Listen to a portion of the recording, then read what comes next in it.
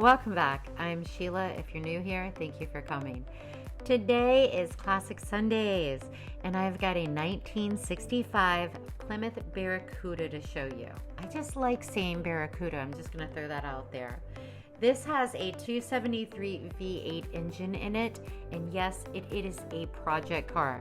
So it needs somebody who has got some pretty deep pockets to finish this off and some know-how on what they're doing.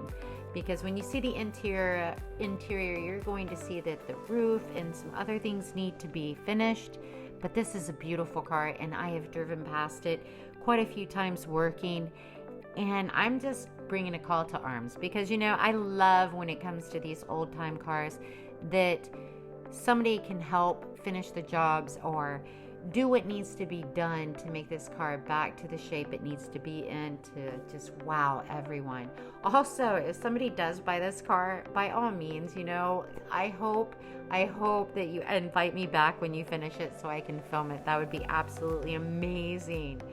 Okay, so I'm gonna sit back and let you guys sit and enjoy and let me know what you think. Because yeah, it's definitely a project car.